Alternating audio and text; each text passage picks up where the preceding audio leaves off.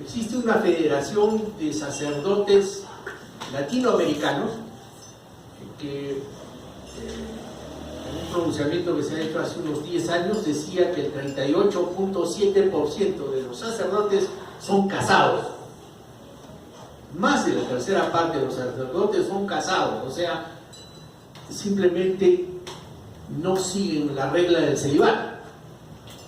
La única desventaja que tienen con relación a los sacerdotes que sí siguen la regla del celibato es de que no pueden celebrar misa, pero ahí están, y están peleando, y por lo tanto y tienen esa federación con el objetivo de convencer algún día a las altas jerarquías de la iglesia de que permita que el sacerdote haga uso de un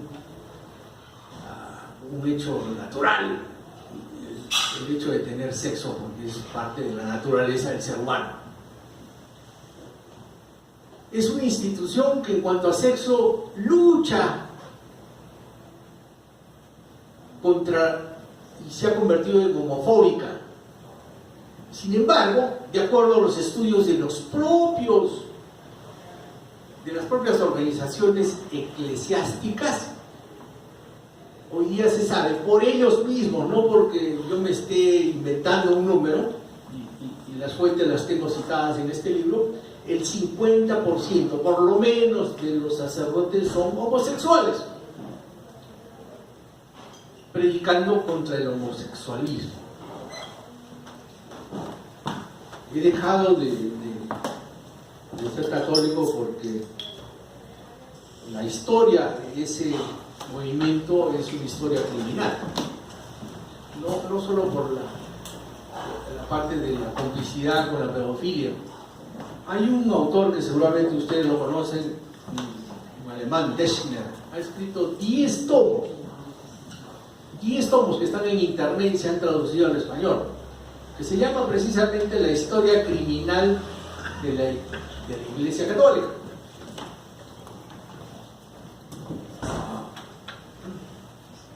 Acá he hablado de la Inquisición, he hablado de lo que ha sucedido en la época de Bergoglio, ahora Papa, de lo que sucedió en la época de Pinochet, he hablado un poco de lo que sucedió en El Salvador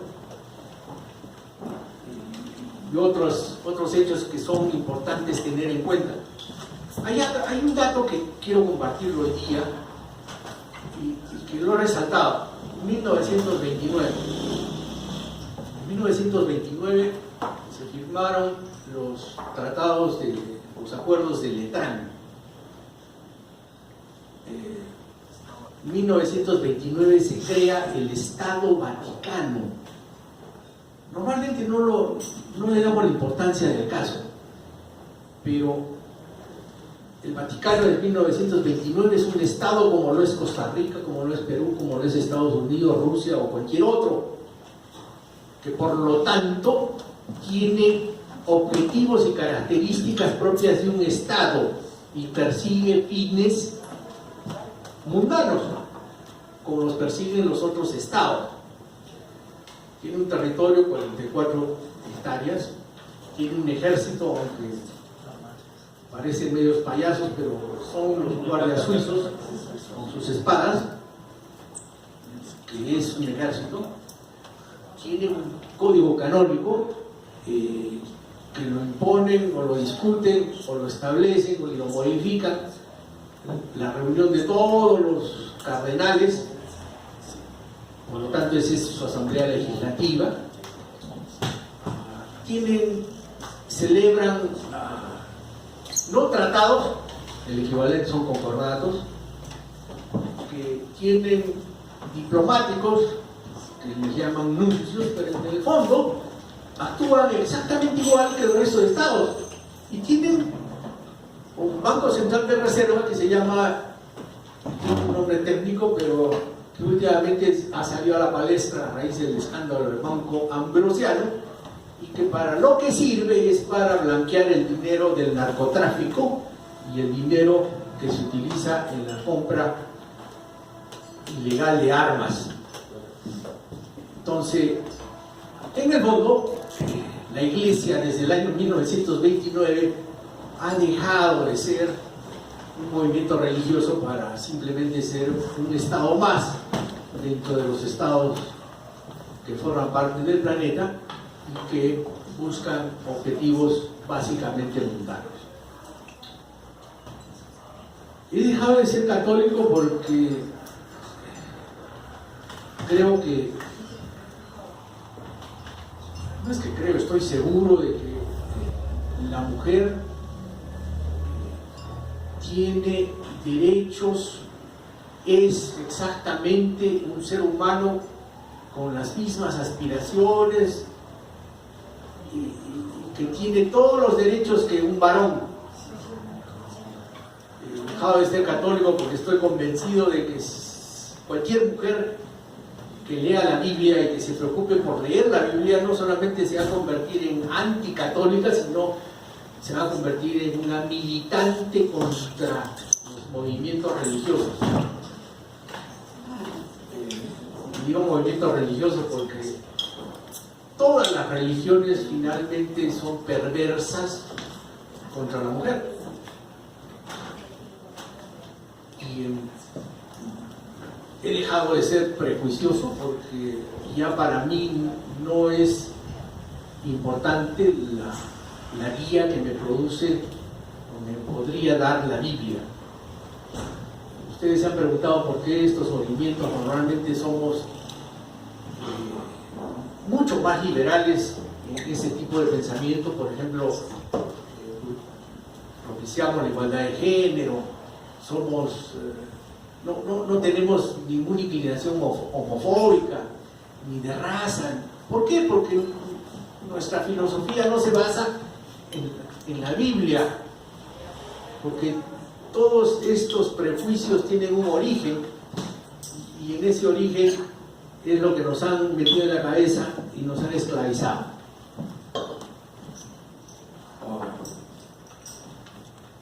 Ahí termina la primera parte del libro y entré, como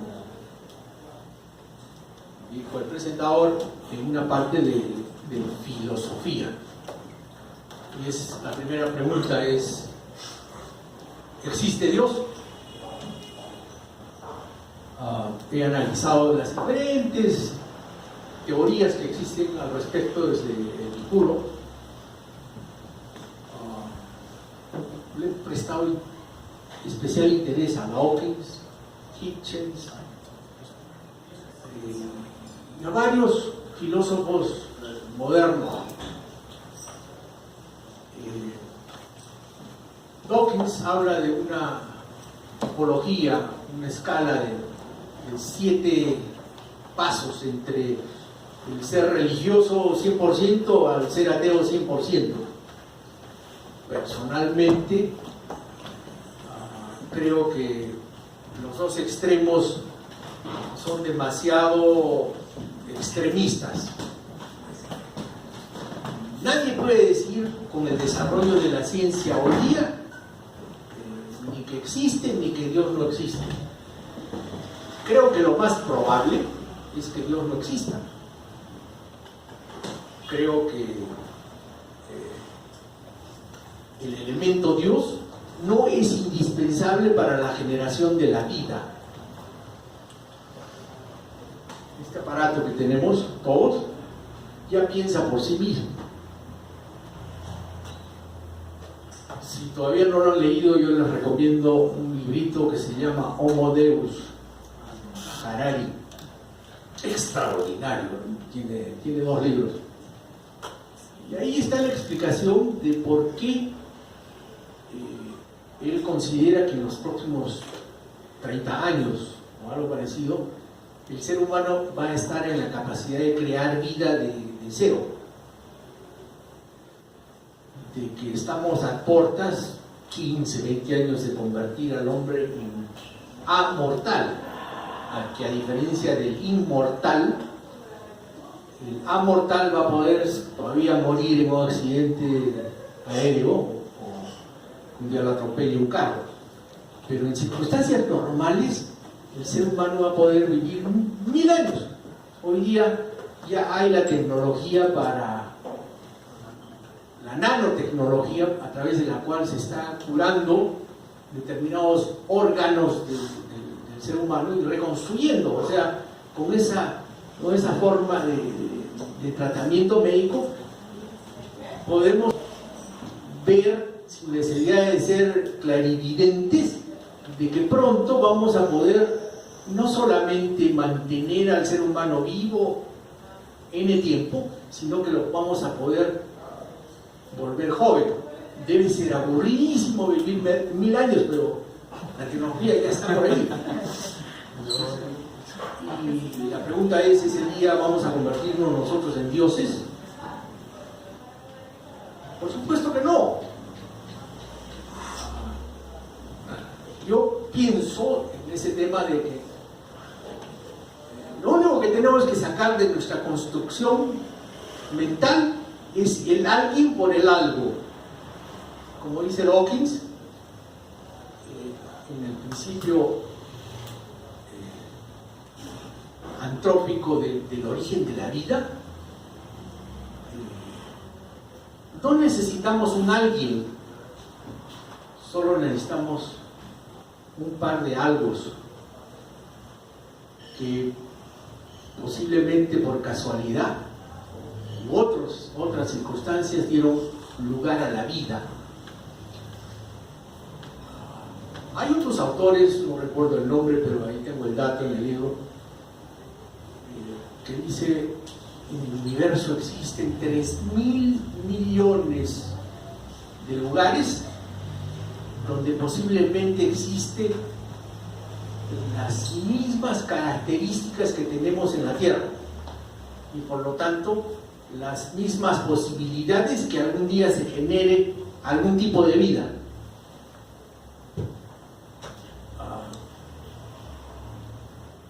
Para lo cual no se necesita un alguien. Cuando hablamos de un alguien, normalmente le comenzamos a atribuir características humanas.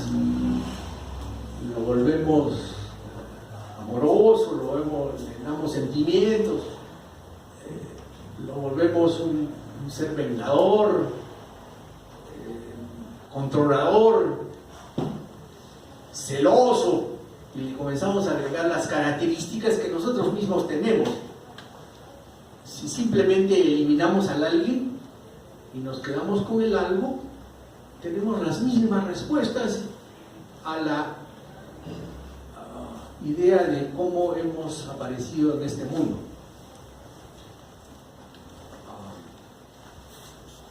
Todavía hay mucho que discutir, pero repito, lo más probable es que Dios no exista. Normalmente las religiones, y en especial el cristianismo, nos venden la idea de que el ser humano, cuando aparece como tal, viene con el concepto de divinidad. O sea, el día que aparece el ser humano está asociado a la divinidad. Eso es más falso que un billete de $2 o de 3. Hoy día se ha demostrado, estudiando a las culturas más primitivas de la humanidad, de que en lo más primitivo del desarrollo humano no existía la idea de Dios. Y ustedes van a preguntar, pero ¿cómo es que han investigado, cómo nos hemos retrotraído a eso? Simplemente existen en el planeta hoy día a los que se llaman los no contactados. En el Perú tenemos algunos. Y ha habido científicos que se han metido a investigar cómo funcionan esas sociedades y han demostrado, uno de ellos es Maccabe, un científico escocés, que científicamente demuestra de que en el desarrollo de la humanidad, cuando aparece el ser más primitivo, no viene asociado con la idea de Dios. La primera primera idea que le llama la atención y que va a llevar después a crear los dioses es la sombra. Cuando ese ser primitivo comienza a ver que alguien lo está persiguiendo en su desarrollo mental. Y en segundo lugar, cuando duerme y aparecen otros seres en esos sueños a los cuales comienza a darles algún tipo de explicación. Pero el desarrollo de la idea de Dios es un desarrollo que dura miles de años. Por lo tanto, no es cierto de que, repito, el ser humano se convierte en ser humano y tenga ya el chip de la creación o la imaginación del Dios que viene acompañándole. Por lo tanto, la religión no tiene un origen divino. He analizado cuál es el origen de la moral. Los curas se llenan la boca diciéndonos: si ustedes ateos eliminan la religión, van a lograr caos, van a lograr que todos se vuelvan delincuentes y acá no se va a poder vivir.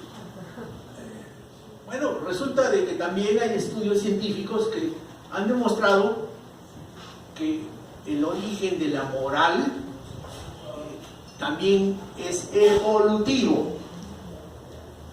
O sea, la moralidad que tenemos nosotros es producto de ese desarrollo que comienza con nuestros primos o hermanos, o lo que quieran llamarlos, primates.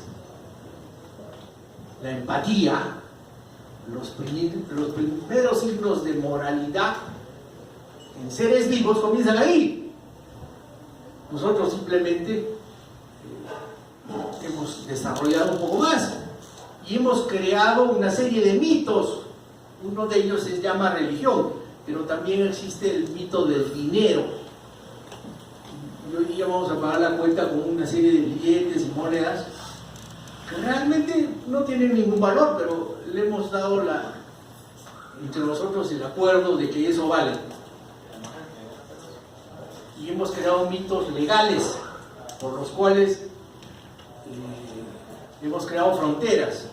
Y Costa Rica llega hasta tal lugar y de ahí sigue Nicaragua o sigue Panamá hacia el sur. Y en general vivimos con una serie de mitos.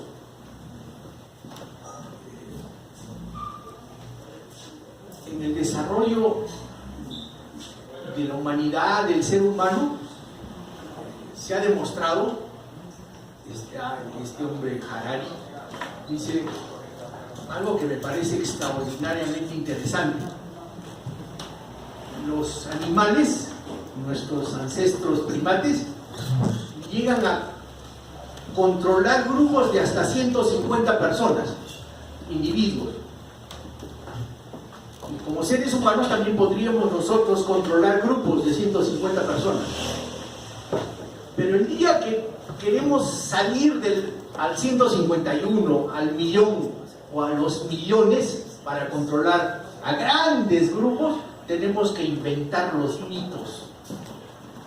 Y solo a través de los mitos podemos lograr de que haya personas que por una idea de un amigo imaginario de su vida en un campo de batalla. Solo a través de los mitos podemos controlar en el aspecto legal, etc. Yo soy libre pensador. No busco que las personas que me escuchan o que leen lo que digo comulguen con mis propias ideas. Yo lo que busco es de que todos tengamos la capacidad algún día de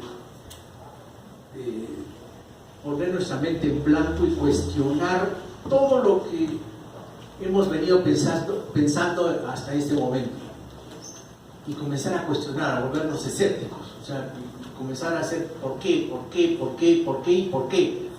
Ahora, si una persona después de preguntarse, de hacerse estas preguntas, llega al convencimiento de que está bien donde está y que, lo cual dudo, que está bien en la religión católica, lo aplaudo. O si ha llegado al convencimiento que debe volverse escéptico, agnóstico o ateo al 100%, lo debo aplaudir, en la medida que ese sea el esfuerzo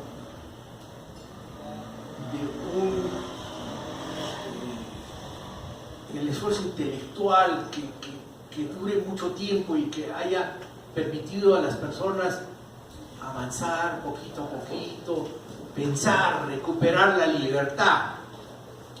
Que piense lo que le dé la gana, no importa. Lo importante está en que construya la verdad que guíe su vida, que no repita la verdad que le han impuesto. Esa yo considero que es mi lucha y por eso es que escribo. Les voy a comentar algo que alguna vez, varias veces me lo han preguntado y yo he tratado de responder finalmente en el libro. Todo lo que usted dice es lógico. ¿Por qué hay tantos millones de personas en el mundo que, no obstante de que pueden leerlo a usted, van a salir de este salón y van a seguir su vida religiosa y creyendo en seres imaginarios? ¿Qué pasa? O van a encontrar gente como yo he encontrado, he perdido al 90% de mis amigos de colegio y a la mitad de mi familia, porque consideran que yo soy un emisario de Satanás y que por supuesto ninguno de ellos se va a dar la molestia de leer ni las primeras 2 hojas del libro, porque saben de que como yo estoy blasfemando, lo que yo estoy diciendo es simplemente un mensaje diabólico. Ellos no lo pueden, no se pueden mezclar con él. En el año 1950 un polaco hizo un experimento, y con estos 2 experimentos ustedes posiblemente no vayan a poder dormir esta noche. Agarró y dividió a la mitad de la gente que está hoy día acá, de la señorita para este lado, los invitó a discutir si es que puso varias líneas de la misma longitud en una pizarra. Y la pregunta que les hizo es la siguiente: ¿estas líneas son iguales o son distintas en longitud? Pero para hacer la cosa interesante y que funcionara el experimento, contrató el señor de barba para allá a gente pagada. O sea, yo los contrato a ustedes para que vengan a meter chacota. No sé si sea un término acá, eso no se entienda, pero que venga a fastidiarlos a estos, metan bulla y traten de convencerlos de que esas líneas no son iguales. Y hagan toda la payasada que puedan para motivar a esta gente de que esas líneas no son iguales. ¿Cómo se te ocurre decir que son iguales? Son distintas. ¿Saben qué logró? Que la mitad de esta gente cambiara de opinión y se pusiera de acuerdo con la mayoría. Primer experimento.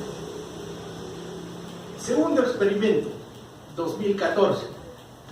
Un americano reunió a un grupo de niños de 2 años con chimpancés y orangutanes.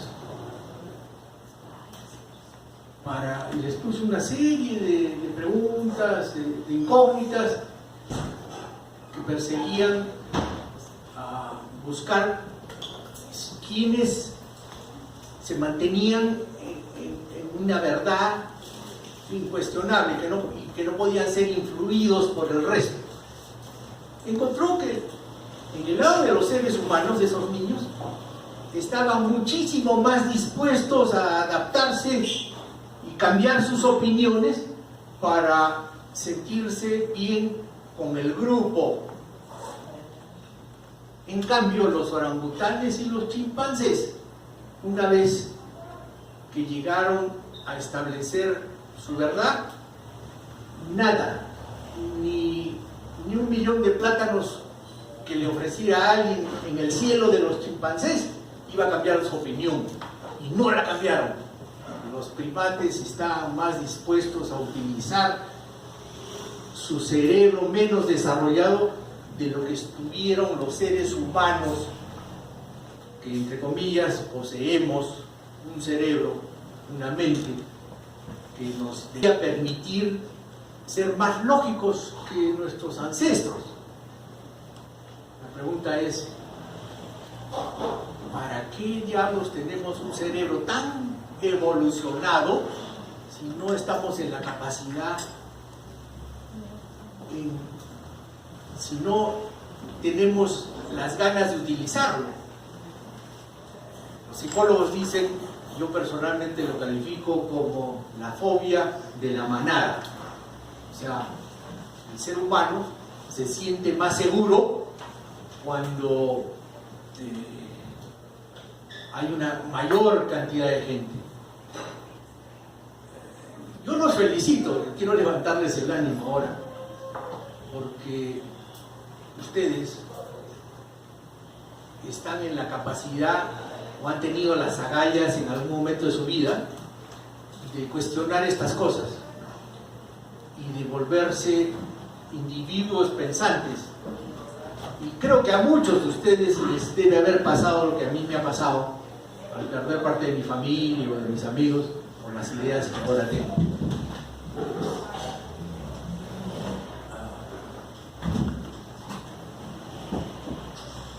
En libre pensamiento, y con esto acabo, mis ideas agnósticas ateas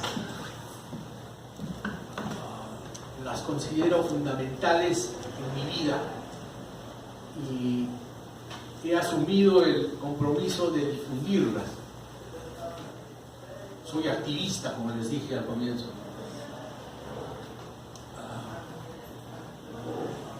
Pocos tenemos las agallas de hacerlo, pero tenemos el gran compromiso, la responsabilidad de transmitir este tipo de ideas, no exactamente las mismas, pero tenemos la obligación de que el ser humano ojalá pueda recuperar la libertad de pensar. Gracias.